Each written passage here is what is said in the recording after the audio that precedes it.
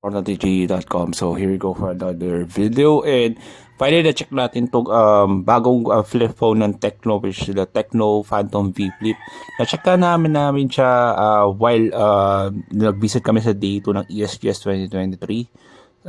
Since one slim chance na makakahiram tayo nito for review. So this one, ito yung pinakamurang flip phone ngayon sa Pilipinas.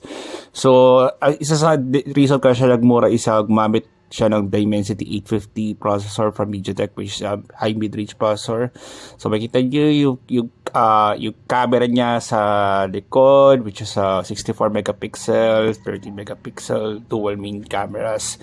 Then sa display niya is 6.9 inch Full HD plus AMOLED display. Then yung cover display niya sa labas, which is 1.32 inch na 466 by 466 resolution. So this one, check natin yung camera. Ganito yung ginawa nating style ng pag-shoot ng video nung nakairam tayo previously ng Samsung Flip Z or Samsung Z Flip 4, which it works naman nung chinek na. May naman doon sa sample natin. So check natin yung mga camera modes. May pro mode, syempre may dual video, slow motion, HDR at iba pa. So this one, mga pala, di natin nabanggit, ang front camera na pala nito is 32 megapixel. Eh makita nyo na yung video is can shoot up to full HD 60 fps sa front.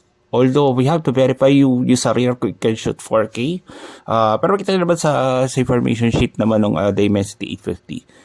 So, check natin iba pang mga modes. Medyo na-virtual lang sa camera setup niya na AI kami ang tawag doon sa kanya default na shooting, default na pag-shoot kayo ng photos. So, syempre may watermark like most of the smartphones ngayon. Hindi nila this one. So, ito yung first time din natin makita yung iOS 13.5 based on Android 13.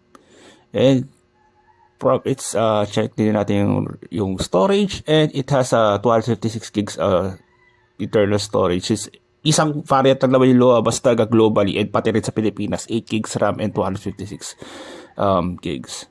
So check pa natin how sturdy it is, how responsive it is, lalo yung cover display niya. Circular siya okay. So it was a decent one for high mid-range phone. Ang official price pa nito is 29,999 pesos. Although it went as low as 23,999 sa kanilang official online store.